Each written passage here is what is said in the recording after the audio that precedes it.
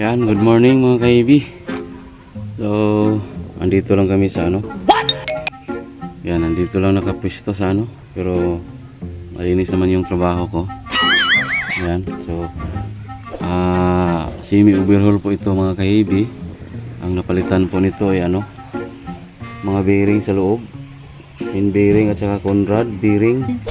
So, ang naging issue nga pala nito mga kaibi, kaya ito nabaklas yung makina. Actually, K4F po ito. Mitsubishi K4F. Yan. Yan ang K4F engine. Maliit lang na makina. Makina po ito ng ano, pison. Maliit. Yan. So, subject to ano. Kasi yung issue niya, nag-overheat daw ito at matigas ikutin yung makina. Yun. So ito binaklas ng bayaw ko si Beb, yung dati kong kasamahan, yung dati kong helper. So naging mekaniko na siya. So siya po nagbaklas nito sa unit.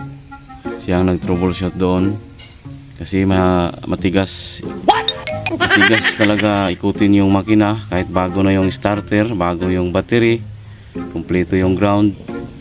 So napakatigas ng makina ikutin. So nasaspitsahan namin sa cylinder head gasket kasi tumalon yung tubig, nasisira yung ano cylinder head gasket.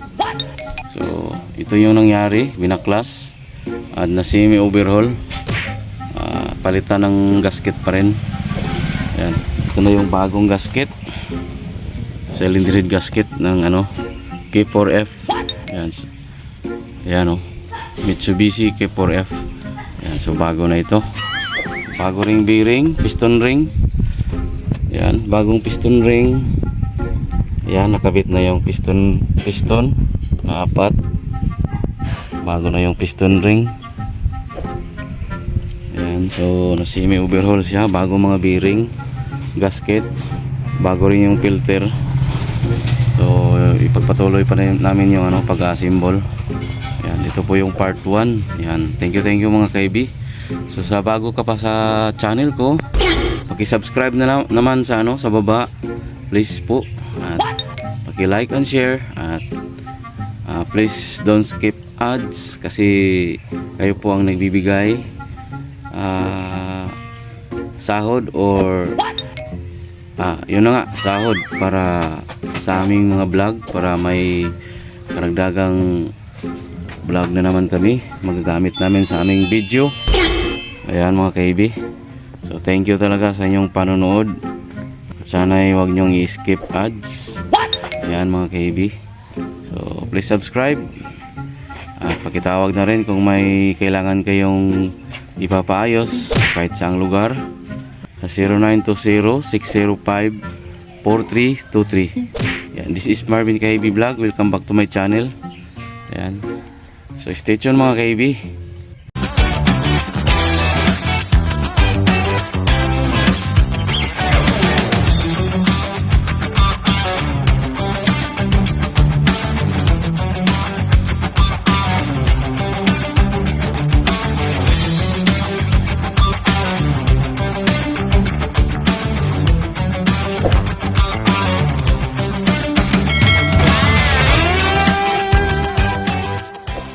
A few moments later. Ayan mga kaibi, so nakabit na yung cylinder head. So tapos nang na-assemble. So malinis na yung engine natin. Ayan, K4F. Ayan, so na-assemble na. So madali lang. So kalahating araw lang kasi maliit. So stay tuned mga kaibi dahil papanda rin namin ngayon sa labas dito bago namin ikabit doon sa ano, sa unit. One eternity later. Yan mga kaibi, na-breedingan na yung linya ng crudo.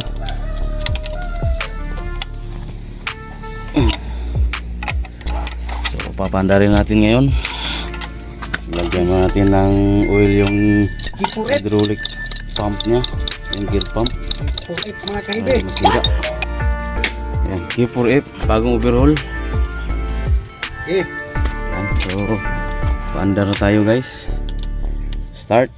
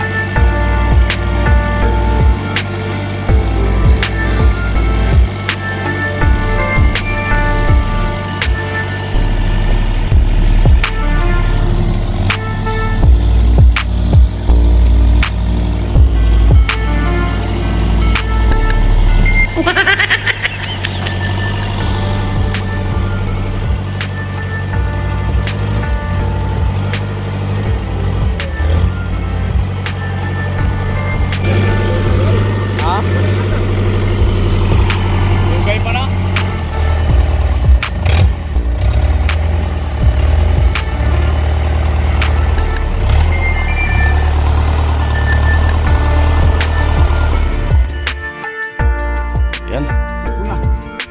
So, okay na mga kaibi. Nakaandar na.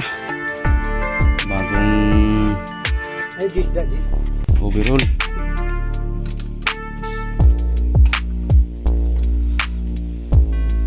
So, kami lang dalawang gumawa.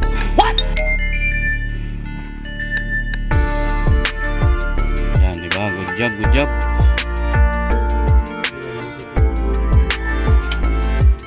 So, start ulit.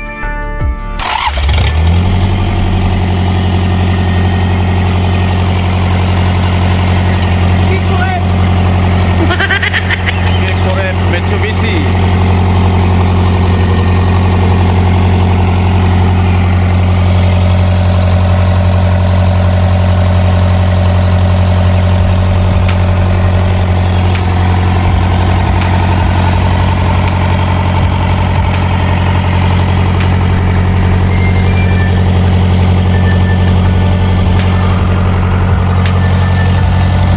Five minutes later. Ayan mga kaibi, nililifting ko ng boom truck para dalhin doon sa area sa may Mitsayak. Ikakabit na namin doon sa unit. Ayan, ready to install ng mga kaibi. Abangan natin mga kaibi yung pag-andar mamaya. Ayan na. Maliit lang ngayon din, 4-cylinder, K4F Mitsubishi. Ayan, stay tuned mga kaibi. Nang masaksiyan natin mamaya yung pag-andar sa unit at ng pag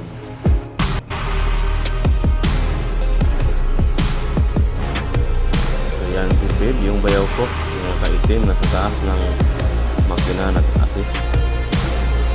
Yan, so ikakabit na namin doon para malaman natin. Good job na rin. Yan, diba?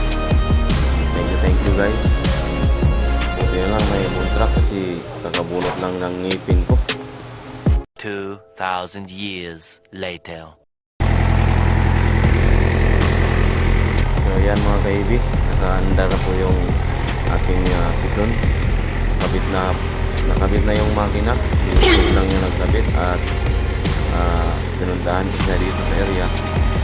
Ayan. Umag po. Pison. Distance yata to. Yan, so naka-andar na mga kaibi.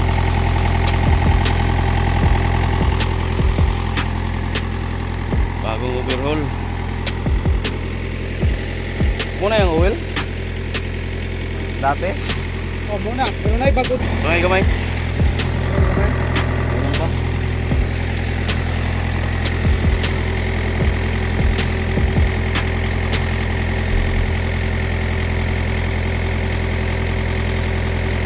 Pas, redondo.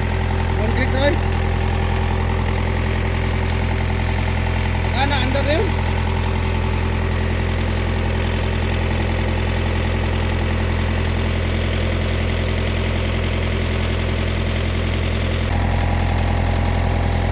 Taas yung isa ba? Di makamot ako. Ha? Kanan. Lanan?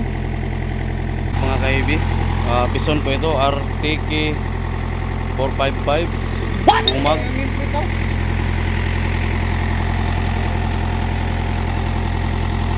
Yan, bumag po.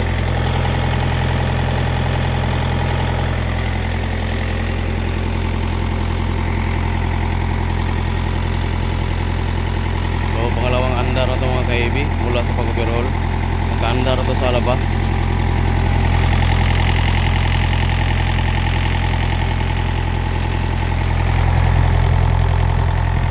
Yan, so maganda yung andar.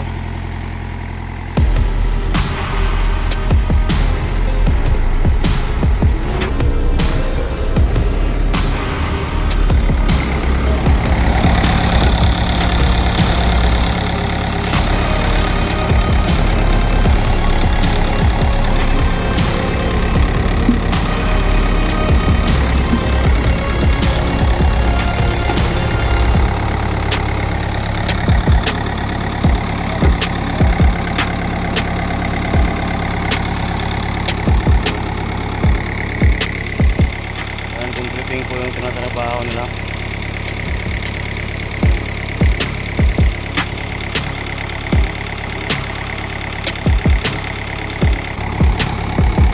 Yan, so good job mga kaibi. Nakakabit na, nakaandar na. Issue ay nag-overheat at mahirap hard start po. Matigas ikutin yung makina. So, pinull out yung makina kasi kumakain na rin ng langis at tumatalon yung tubig sa piston. So, nasisira yung cylinder head gasket. Kaya ito na baklas at na semi-overhaul na rin. Pinalitan na piston ring, bearing, cylinder head gasket, valve seal. Yan. So, okay na siya. Testing na mga kaibi.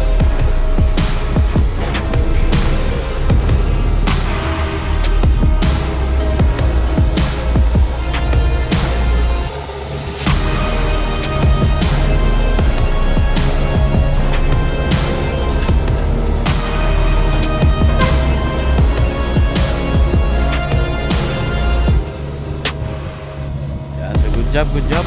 Thank you sa mga nanonood dyan. Thank you for watching guys. God bless. Thank you.